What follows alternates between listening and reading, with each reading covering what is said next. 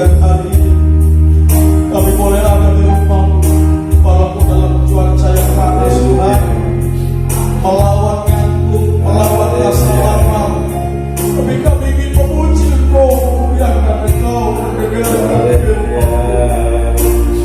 Inilah kondisi kami saat ini Tuhan. Kau tahu juga dalam pergumulan nikah keluarga kami, apapun yang kami bisa. Walaupun Tuhan kami tidak datang bersama dengan keluarga, Kau tahu Tuhan pergumulan hidup kami masing-masing. Kau melihat kami, dan Kau tidak akan pernah membiarkan kami. Terima kasih. Nyatakan firman-Mu bagi kami Tuhan, menguatkan kami, menolong kami untuk boleh membuat kehidupan kami semakin sungguh-sungguh dalam mengikuti Engkau Tuhan. Berfirman Engkau bagi kami, bagi hamba menyampaikan firman-Mu Tuhan. Biarlah dengan kekuatan Allah menolong hamba mampukan menyampaikan firman-Mu dengan kekuatan Allah. Berdiri menyampaikan firman Allah dengan suara yang tegas, yang kuat dalam sukacita daripada Engkau, dengan penuh pengurapan Roh Kudus-Mu. Kuasai kami semua Tuhan. Berfirmanlah Engkau, urapi hamba-Mu. Terima kasih. Dari sabuk firman-Mu kami berdoa dalam nama Yesus Kristus. Haleluya. Amin. Silakan duduk.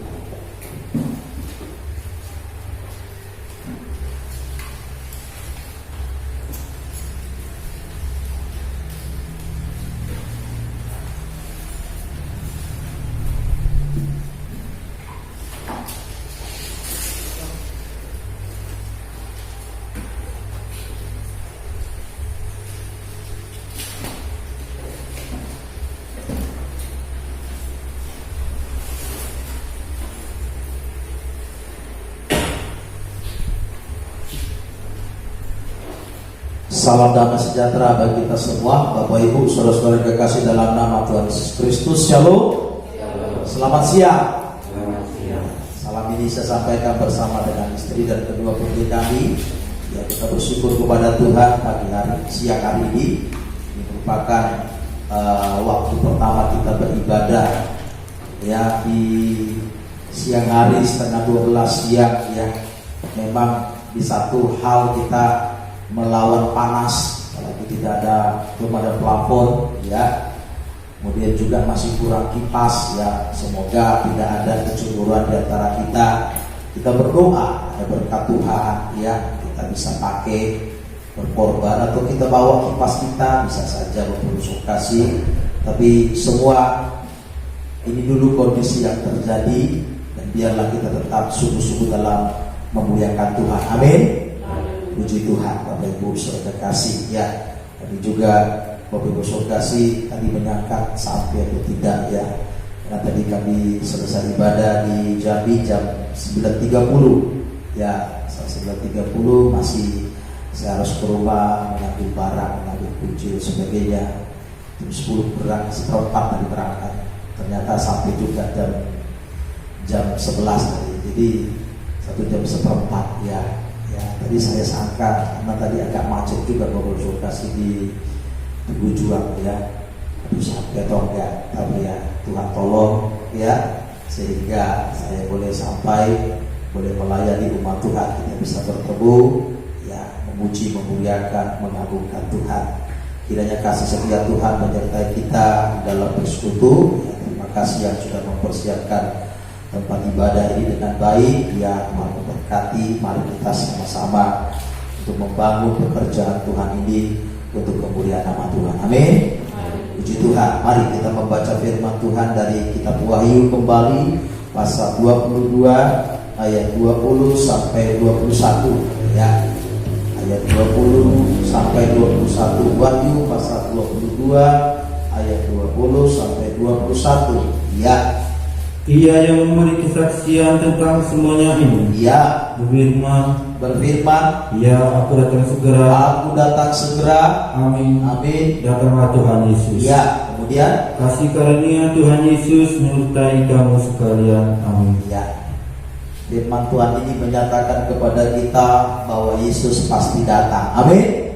Ini pernyataan dari Tuhan Yesus loh, Bapak Saudara. Ya, Yesus berkata, aku datang segera, dan dijawab dengan suara, amin, datanglah Tuhan Yesus. Jadi Bapak Ibu Saudara kasih. Nah, gereja yang menantikan kedatangan Tuhan haruslah menjadi gereja yang hidup di dalam kasih karunia. Kita butuh kasih karunia, kita perlu pertolongan Tuhan dan kemurahan Tuhan di dalam menyongsong kedatangan Tuhan Yesus kali kedua. Kasih karunia Tuhan itu begitu banyak, sudah disampaikan kepada kehidupan kita, berkat jasmani, kasih karunia, umur panjang, kesehatan, bahkan juga kesempatan hidup, itu kasih karunia. Firman Tuhan yang menegur, itu kasih karunia. Kemudian menderita bukan karena salah, kita tetap berbuat baik tapi diperlakukan dengan tidak baik dan kita tidak membalas dengan kejahatan, itu sama dengan kasih karunia. Bahkan juga di dalam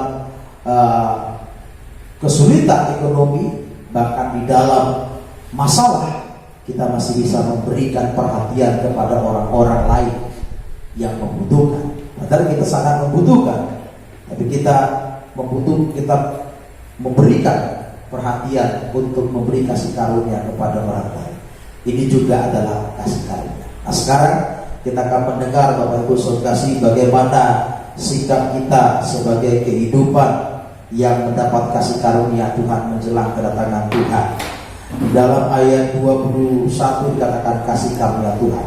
Sikap kelima gereja di dalam menanti kedatangan Tuhan kaitan dengan kasih karunia adalah 2 Petrus 3 ayat 18. Jadi kita lihat ya, kita belajarnya secara alkitabiah. Mana sih, apa sih sebenarnya kasih karunia yang Tuhan inginkan, hubungannya dalam menanti kedatangan Tuhan. 2 Petrus 3 ayat 18. Ya, kita baca. Tetapi bertumbuhlah dalam kasih karunia, Bertumbuhlah dalam kasih karunia dan dalam pengenalan akan Tuhan, dan dalam pengenalan akan Tuhan dan juru selamat kita, Ya. Yesus Kristus. ya. Baginya kemuliaan sekarang dan sampai selama-lamanya. Kita harus bertumbuh dalam kasih karunia. Jadi dalam berkondisi keadaan diberi umur panjang, kita harus bertumbuh di dalam berkat yang Tuhan berikan kepada kita. Kita harus bertumbuh kerohanian. Di dalam kesulitan, penderitaan, pemikulan salib, tetap bertumbuh. Contoh Bapak Ibu Saudara kasih, kan musim kemarau, buktinya sawit masih hidup, berarti itu tumbuh, cuma buahnya sedih. Nah ini Saudara, kan kering, musim kering, ya, kemarau, tapi dia masih bisa berbuah walaupun buahnya kecil-kecil sedikit, mungkin hanya 1/10 dari yang biasanya. Bagaimana gereja Tuhan bisa bertumbuh? Kelihatan, tidak kering, tidak mati. Tumbuh berarti kelihatan daunnya masih segar-segar, walaupun tidak sesegar waktu musim hujan. Ya. Siapapun kita ada di tempat ini, ya. Baik keluarga Pak Simanjunta, keluarga Bapak Simatupang, apalagi keluarga Pak Siregar sendiri, Tuhan mau lihat masih bertumbuh gak kerohanian? Masih ada gak daun hijau yang Tuhan bisa lihat dalam hidupmu? Walaupun tidak sehijau waktu sebelum, tapi masih. Karena dalam pertumbuhan. Mengapa? Kalau gereja tidak bertumbuh, apa yang terjadi? Ayat 17 sebelumnya. Nah ini Bapak Ibu Saudara kasih. Kita lihat Bapak Ibu Saudara kasih, 2 Petrus 3 itu temanya apa?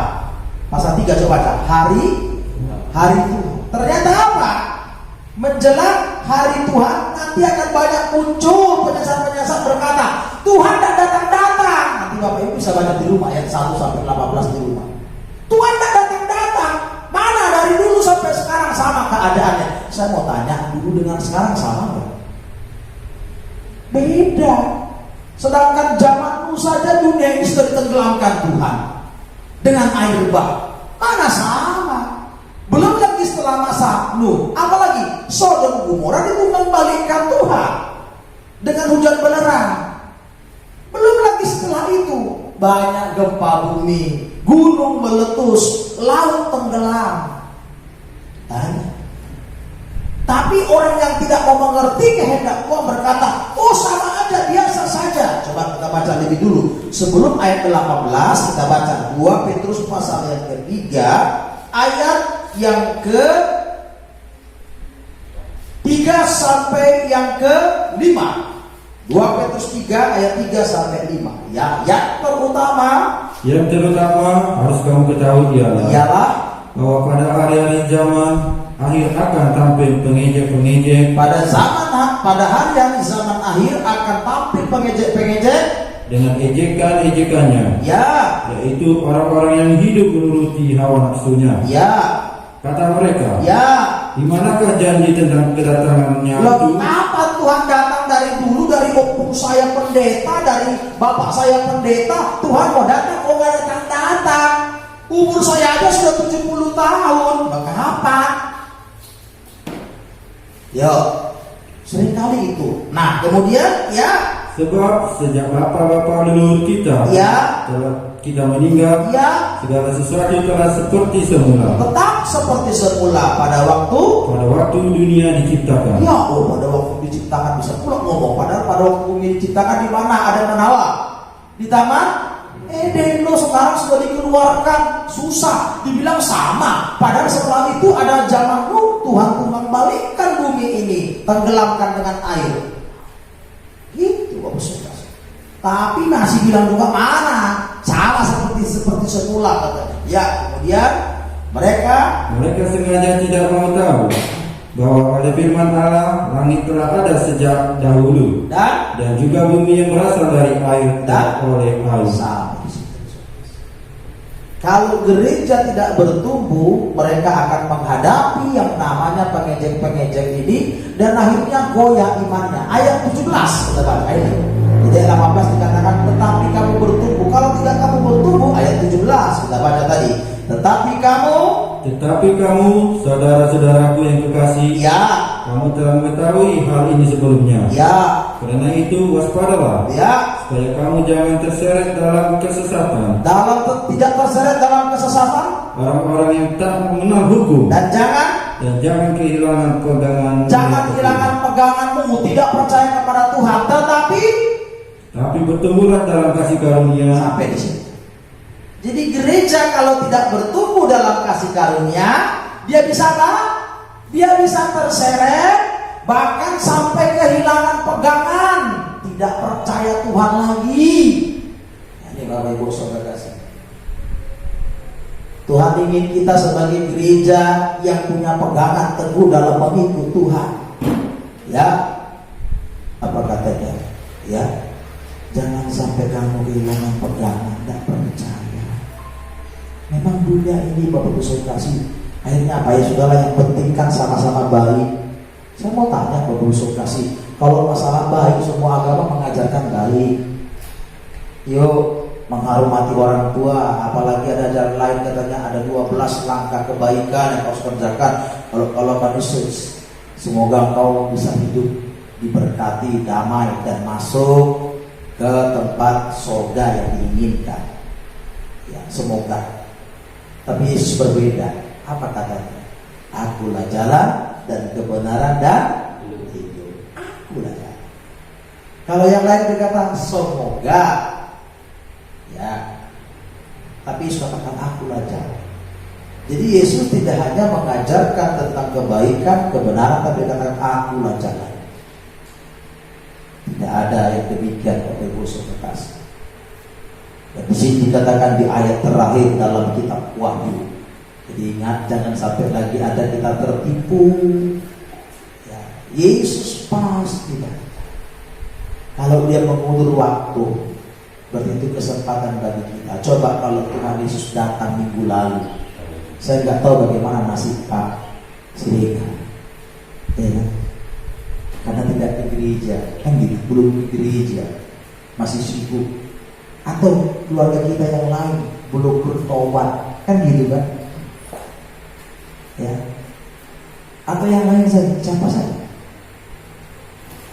Jadi kemurahan Tuhan berarti. Jadi kita tidak perlu maksa Tuhan datang. Nanti Tuhan datang, datanglah Tuhan. Diperiksalah, dicek, ya, dicek. Apa kata Tuhan? Tak ku kenal kau. Dia bilang, Tuhan, aku sudah berbuat. Seperti Matius 7 kan? Aku sudah mengusir setan-setan. Aku tak ada boba. Lau. Ya. Kita rindu Tuhan datang. Tapi jangan hanya kerinduan itu tanpa persiapan. Makanya sekarang kita sedang menghadapi percepatan waktu. Hari, ya Tuhan katakan waktu akan dipersingkat melihat orang-orang kudus yang mengalami banyak aniaya.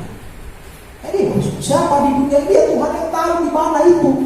Paling kita yang mendengar di tempat sana ada hamba Tuhan dihina, di tempat sana ada hamba Tuhan yang dibunuh. Hanya itu kita dengar. Tapi berapa banyak kita nggak tahu. Paling kita dengar setelah peristiwanya 1 tahun atau 1 bulan, 2 bulan baru tahu, kesebar lewat medsos. Tapi Tuhan tahu sendiri, Dia lihat sendiri. Maka dikatakan mengingat orang-orang kudusnya, waktu akan dipersingkat. Jadi Bapak Ibu sudah kasih, jangan ulur-ulur waktu. Mari kita bertumbuh di dalam kasih Tuhan. Ya, bagaimana gereja yang bertumbuh di dalam kasih? Gereja yang melihat mempertunjukkan adanya perkembangan, namanya bertumbuh. Kalau anak-anak itu kan ada pertumbuhan dan perkembangan. Kalau pertumbuhan itu badannya nambah naik, tingginya berapa, kemudian beratnya tambah, itu namanya pertumbuhan. Tapi kalau perkembangan itu namanya kognitifnya, otaknya. Ya, bagaimana dia berpikir, dia bagaimana bisa bersosialisasi. Tadi yang ngomongnya satu patah 2 kata sudah makin maju. Kalau badan itu hanya dengan makan, makin banyak gizinya bagus, cepatlah perkembangan pertumbuhannya. Tapi kalau otak berbeda, Bapak Ibu Saudara. Ya, walaupun memang perlu gizi juga. Ya, tapi itu kelihatan, Bapak Ibu Saudara. Jadi ada perkembangan, ada pertumbuhan. Ya. Sedang perkembangan, pertumbuhan, baru nanti lihat ada hasilnya. Dan manusia ini kan mengalami pertumbuhan, perkembangan, dengan seiringnya waktu sekolah, dia mulai bekerja dan ada hasil. Demikian juga gereja Tuhan. Gereja Tuhan harus makin bertumbuh, makin kelihatan, meningkat kerohaniannya, makin berakar ke bawah. Kenapa? Kalau makin berakar, panjang akarnya ke bawah, tidak mudah roboh oleh karena tiupan angin. Dialugui bencana, pencobaan. Ya, kita baca di dalam Efesus pasal yang keempat ayat 15 sampai 16. Gereja harus mengalami pertumbuhan kepada Tuhan. Efesus 4 ayat 15 sampai 16. Apa dikatakan di sana? Tetapi dengan teguh berpegang kepada kebenaran, ya, di dalam kasih kita bertumbuh di dalam segala hal ke arah Dia, Kristus yang adalah kepala, daripadanya lah seluruh tubuh, ya, yang rapi tersusun, ya, dan diikat menjadi satu oleh pelayanan semua bagiannya, ya, sesuai dengan kadar pekerjaan tiap-tiap anggota, menerima pertumbuhannya dan membangun dirinya dalam kasih. Nah, ada pertumbuhan. Gereja bertumbuh ada 2 hal, kuantitas dan kualitas. Kalau kuantitas bisa kelihatan, Bapak Ibu Saudara kasih, bagaimana kuantitas? Wah, gereja itu secara fisik berkembang, ya, jiwa-jiwa tambah, walaupun 1-2 itu pasti ada pertambahan, ada pertumbuhan. Tapi secara kualitas, coba melihat masalah. Kalau kemarin seperti anak bayi kan, sedikit dicolek nangis. Sekarang dicolek sedikit, dicubit tidak nangis. Bagaimana kita tidak tidak mudah lemah dengan pertumbuhan yang kita ada? Itu yang Tuhan ingin. Karena apa? Kalau kita tidak kuat, yang terjadi nanti iblis datang masuk berbisiklah lewat apa? Lewat teman-teman di tetangga kita, di kiri dan di kanan. Ya sudahlah, masih ada solusi yang lain. Kalau dalam nikah Bapak Ibu saudara kasih, ya contoh kalau terjadi perpisahan dalam nikah, memangnya hanya dia aja, masih banyak burung nasi. Itu iblis akan bicara. Sementara firman Tuhan bilang tidak boleh menikah dengan janda atau duda cerai. Tidak boleh. Orang boleh bercerai karena berzina, tetapi bukan untuk menikah lagi. Nah,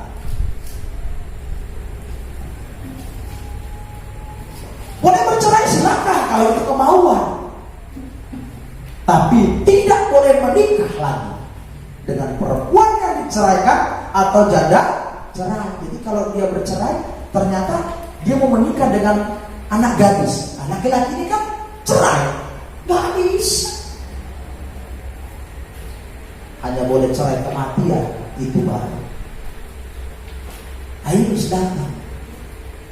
Ini Bapak Ibu saudara kasih. Makanya kita perlu banyak berdoa. Ya. Banyak berdoa. Dalam firman Tuhan ada 2 rahasia besar disebutkan.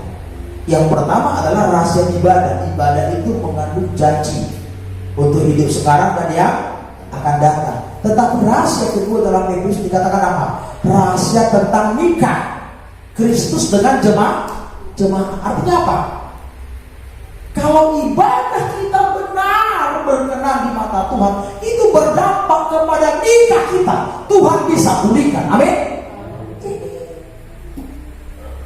Tapi kalau kita nggak benar, bagaimana mau benar? Ya ikutilah firman Tuhan, bukan omongan saya dan katanya halal, bukan kata orang.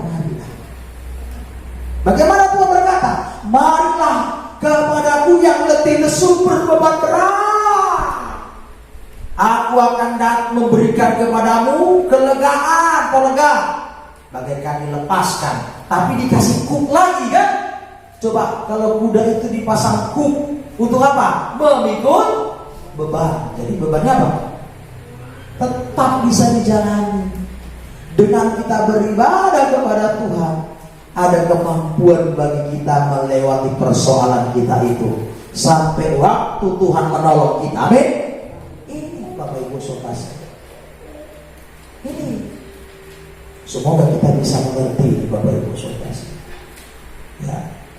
Dalam 1 minggu saudara kasih, kami banyak menghadapi hal. Kalau Bapak Ibu bisa mengerti dari status WA saya. Ya. Hanya foto saja sih.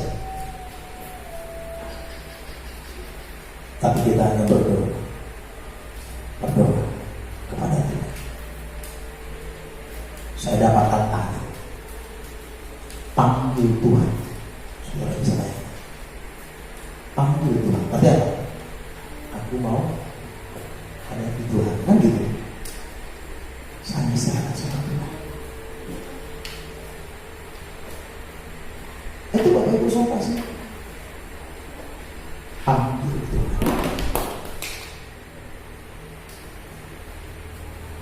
Ya, jadi jangan kita menyangka bahwa beban kita paling berat.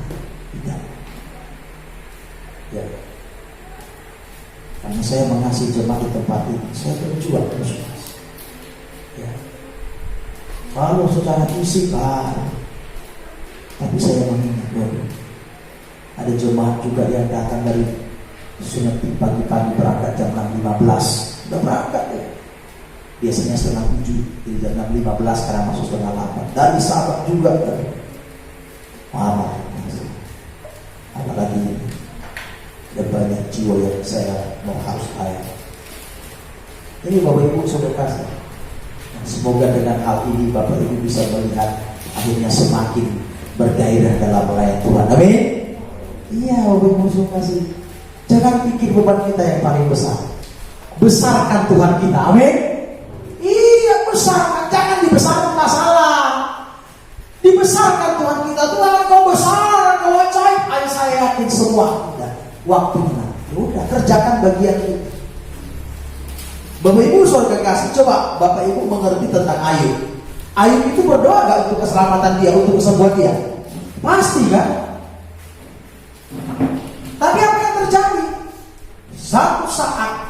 teman-temannya berdoa kepada Tuhan. Tuhan bilang, aku tidak dengar doamu, persembahanmu tidak aku akan terima. Hanya doa si Ayub. Pergi kau sama Ayub, minta doa, biar dia menaikkan doa untuk pengampunanmu. Dalam Ayub pasal terakhir. Bayangin, Ayub sedang bergumul untuk dia, untuk kesembuhannya, untuk istrinya juga supaya selamat. Tapi datang orang lain, boleh enggak doakan saya, maafkan saya ya, selama ini sudah meninggalkan engkau. Kenapa? Karena waktu Ayub dalam sakit itu, semua ditinggalkan sama teman-teman dekatnya. Jadi Bapak Ibu saudara kasih, jangan heran ya kalau kita ditinggalkan sama teman-teman kita waktu kita susah. Dia juga nggak mau, karena dia punya keluarga juga. Mana mau dia susahkan keluarganya demi menolong kita? Hanya sekali orang menolong kita kayak gitu. Lebih dari itu ya kemurahan Tuhan. Mereka datang kepada Ayub. Tidak ada janji Tuhan. Tuhan tidak bilang sama Ayub, Ayub, kau harus naikkan doa ya. Naikkan doa untuk teman-temanmu ini. Kalau kau naikkan doa untuk mereka, maka kau sembuhkan, kau pulihkan. Tidak ada janji Tuhan. Mereka datang minta kepada Ayub. Lalu Ayub menaikkan itu. Dia iba. Dia mulai memaafkan teman-temannya yang sudah meninggalkan dia. Dan dia berdoa. Ketika dia naik, kita baca Ayub pasal yang terakhir. Ya, kitab Ayub pasal 40. Ya, 2. Ya, ayat yang ke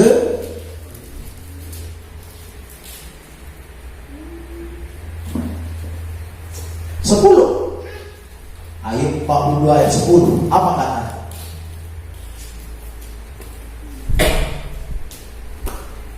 Lalu Tuhan memulihkan keadaan Ayub. Lalu Tuhan memulihkan keadaan Ayub. Setelah ia meminta doa untuk sahabat-sahabatnya. Setelah dia minta doa untuk sahabat-sahabatnya. Dan Tuhan memberikan kepada Ayub 2 kali lipat dari segala kepunyaannya dahulu. Ya, dipulihkan dulu, disembuhkannya dulu dia. Dan Tuhan berikan 2 kali lipat dari apa yang pernah hilang. Lewat ujian itu, dia kehilangan apa saja. Bapak Ibu, sekarang Tuhan melihat kita dengan masalah yang kita hadapi saat ini. Tuhan melihat kita ini setia kepada Tuhan. Bapak Ibu, saya mau tanya sama kita. Ingatkan perumpamaan tentang domba yang hilang? Ada 100 ekor domba. Kemudian kan ada lagu sekolah media, domba kecil hilang di atas gunung. Datanglah gembala, bawa domba kecil. Itu lagu sekolah media. Ada 100 ekor domba digembalakan. Ternyata dibawa, tiba-tiba pas pulang dihitung kembali. 1, 2, 3, 99. Loh, mana satu lagi hilang? Loh, kemana ini? Akhirnya apa terjadi? Tinggalkan 99, dicari domba itu. Ternyata tersesat, tersangkut, dan menderita dia. Lalu dibawanya pulang, digendong. Dia pulang. Lihat ini, sudah ketemu dombaku yang hilang. Digendong. Siapa domba itu? Umat Tuhan. Umat Tuhan sudah tersesat. Tuhan temui sekarang. Mungkin kita sedang salah. Namanya tersesat itu salah jalan, melanggar firman Allah. Kalau langsung kata tersesat itu agak seram ngomongnya. Tapi kalau kita cari di dalam bahasa kamu bahasa Indonesia, sesat itu sama dengan salah jalan, keliru, menyimpang. Nah, itu ya.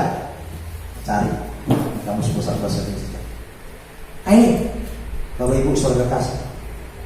Ya, apa yang terjadi? Hari ini Tuhan sudah datang kepada kita, menggendong kita. Coba, kalau domba ini sudah digendong kan, sudah dia kan luka kan? Karena tersesat kan, digendong dibawa pulang. Dia nggak mau, dia melompat. Apa yang terjadi? Domba sudah luka karena tersesat, dia terhilang dan ditemukan kembali, digendong, dibawa pulang. Melawan, aku nggak mau Tuhan. Apa yang terjadi? Dia melompat, jatuh. Tambah sakit nggak? Ketika Tuhan sudah menemukan kita hari ini, kita digendong, kita gak mau, apa yang terjadi? Makin susah kehidupan kita. Ini Bapak Ibu Saudara, saya bukan menghakimi. Namanya domba sudah sakit, sudah digendong, dia melompat. Aku gak mau. Lompat dia, jatuh, dia tambah sakit. Sudah jatuh ketimpa tangga lagi kalau setengah itu. Mari kalau Tuhan temukan kita hari ini bagaikan domba yang sudah hilang, ya kita sudah hilang pengharapan karena persoalan sebagai Tuhan menemukan yang kalian firman hari ini. Itulah aku Tuhan, berikan dirimu, tuntun aku. Jangan melawan, prakteknya lari, meninggalkan Tuhan, meninggalkan penggembalaan. Tuhan kan membawa kita masuk ke dalam penggembalaan. Saya tidak mungkin kita berkata tinggalkan Tuhan. Buktinya kita agama Kristen kan gitu kan. Tapi dimasukkan meninggalkan Tuhan apa? Meninggalkan penggembalaan. Bagaimana Tuhan akan menolong kita? Itu Bapak Ibu Saudara ya. Pengertian yang biasa jelaskan kepada kita. Sudah digendong, melawan lagi, gak mau, jatuh, tambah sakit dia. Ini dibawa ke atas gunung loh, dia tambah jatuh ke bawah, guling-guling dia. Melompat, namanya melawan. Artinya apa? Makin susah, makin tambah penderitaan kita. Makanya dengan kita beribadah kepada Tuhan, setidaknya apa? Kita dapat sukacita. Hati yang gembira adalah obat. Amin. Ya, sukacita. Memang kita beribadah menangis Tuhan. Inilah. Ya, inilah. Ya. Semoga kita bisa mengerti. Ya. Ada satu jemaat berpusung kasih yang kami layani itu di Kota Baru. Dulu waktu istrinya sehat, dia hanya hantar istrinya ke gereja. Dia tarik istri ke gereja, pergi ya, jemputnya lagi. Giliran istrinya sakit, stroke. Dia gak ke gereja lagi. Kenapa? Gereja bagaimana lama? Sedangkan dulu saja waktu saya hatinan aku hanya ngantar. Sekarang istri pada ngaku gereja. Lalu saya bicara sama dia, jangan. Justru sekarang kamu harus datang kepada Tuhan. Ya. Istrimu sakit, kau dan di gereja, jadi bagaimana Tuhan akan menolong? Jadi, nggak bisa kamu sendiri. Begitu orang sudah datang, mulai datang. Balik lagi. Ya beginilah manusia. Tapi itu Bapak Ibu Saudara kasih. Ya, kadang-kadang bagaimana lama anak-anak tidak ada. Ya, saya harus mandikan istri. Memang sulit kalau istri yang sakit berproses. Kalau suami yang sakit, istri masih enak. Tapi kalau sudah istri yang sakit, karena suami ya gimana mau masak, mau begini, rumah tangga cari duit lagi kan? Ya. Tapi kita tidak mau pilih ya, dia ke istri yang sakit atau suami yang sakit. Pokoknya kita nggak mau sakit gitu kan. Cuma kalau bicara tentang keadaan kita bisa bandingkan. Ya. Nah, semoga kita bisa mengerti. Ya. Mari kita sungguh-sungguh. Ya. Kalau dalam satu rumah Tuhan sudah bicara, satu orang selamat, seisi rumah selamat. Bagaimana prakteknya? Berarti satu orang aja di gereja ya, yang di rumah ada apa? Bukan. Lewat satu orang ini nanti dia akan berdoa, akhirnya dia tunjukkan kasih kepada seisi rumah, berubahlah seisi rumah dan mulai Tuhan. Itu yang dimaksud. Bukan satu perwakilan gereja, perwakilan satu keluarga. Tetapi apa yang dimaksudkan? Harus ada yang berkumpul maju. Ya. Jadi kita sebagai anak suatu saat ya.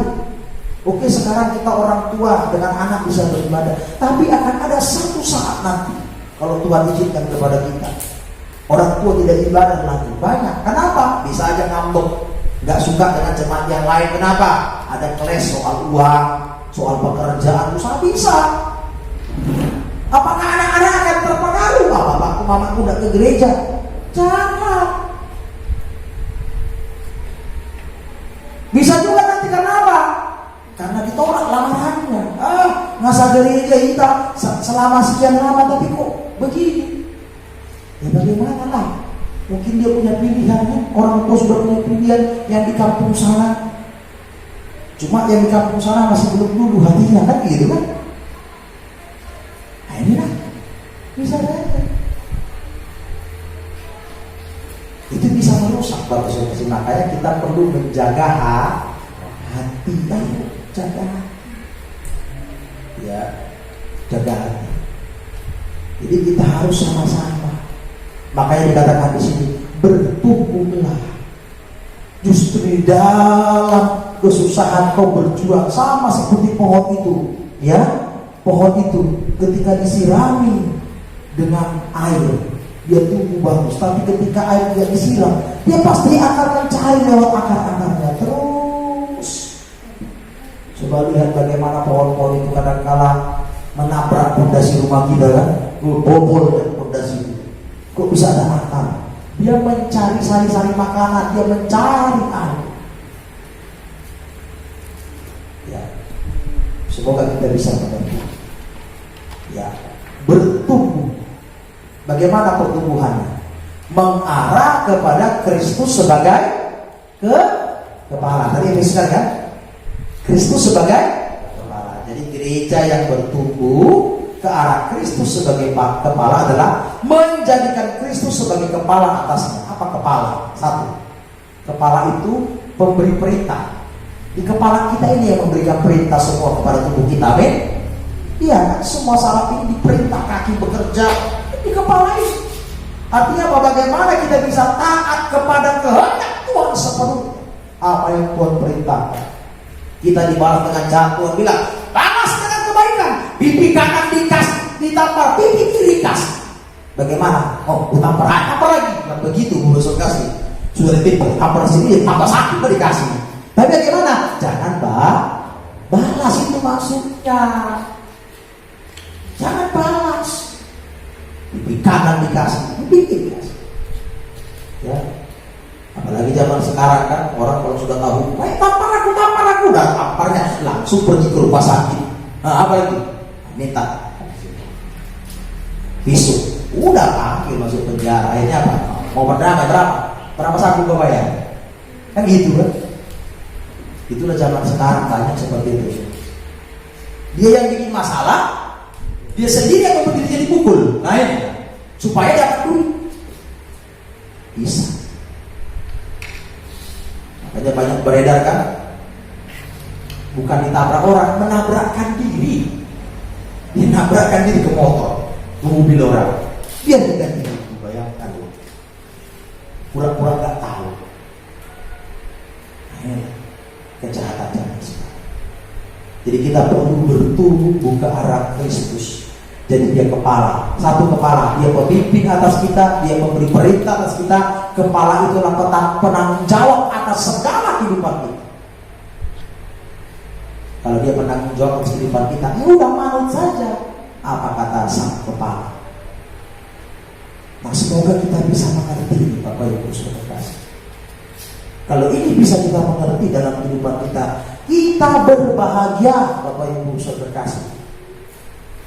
Gereja harus mengalami pertumbuhan jasmani, rohani.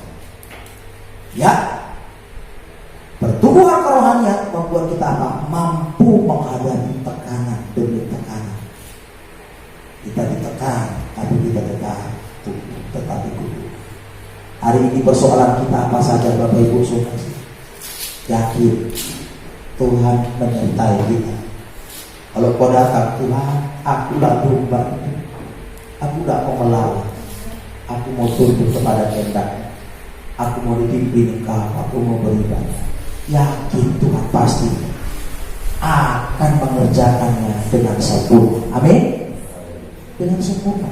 Apa? Kalau dengan sempurna nanti tidak akan ada yang namanya kecewaan. Semua akan pulih kembali dengan cara itu.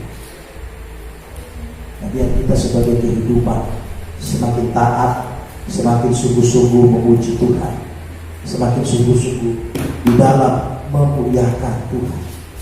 Bertumbuhlah ke arah Kristus sebagai kepala, berakar ke bawah, makin kuat, nggak goyah, pegang kuat. Jangan nanti akhirnya kehilangan pegangan. Nggak ada pegangan berarti kita hanyut terbawa. Seperti orang kalau sudah banjir kan, dia pegang, lepas dari pegangan terbawa.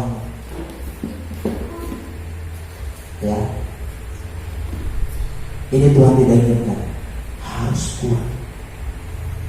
Supaya apa? Engkau bisa bertemu dengan Kristus Yesus sebagai mempelai pria surga. Ya. Apapun yang kita hadapi, Tuhan ada bersama kita. Musim diberkati Tuhan saat ini mungkin dengan luar biasa. Ada berkat jasmani, tetapi kuat. Jangan sampai jatuh ke dalam dosa, apalagi jatuh ke dalam hal-hal yang melukai hati Tuhan. Yang kedua, mungkin engkau berkatnya hari ini hanya kesehatan. Ayo puji Tuhan. Kalau saya mau tanya, kamu mau dikasih kesehatan atau uang? Lebih baik kesehatan kan? Dengan sehat kita bisa bekerja. Tapi kalau uang, sakit, nah, habis itu obat, tidak sebulan. Lebih baik kita sehat. Dengan sehat kita bisa bekerja. Tuhan mengasihi kita semua, kita bagi berdoa. Kiranya firman ini menguatkan saya dan kita semua, Bapak Ibu Saudara kasih. Ya, apapun persoalan kita, Tuhan ada bersama kita. Tuhan menolong kita. Tuhan tidak membiarkan kita. Engkau ada bersamamu Bapak. Ya, kita angkat pujian ini kepada Tuhan. Kita mohon kemurahan Tuhan menolong. Ya, datanglah kepada Tuhan. Tetap kau bertumbuh. Tunjukkan diri hidup di dalam Tuhan dalam persoalan. Engkau akan mengalami pembelaan Tuhan. Kita bangun diri bersama-sama, Bapak Ibu Saudara kasih. Engkau ada bersama. Haleluya. Ada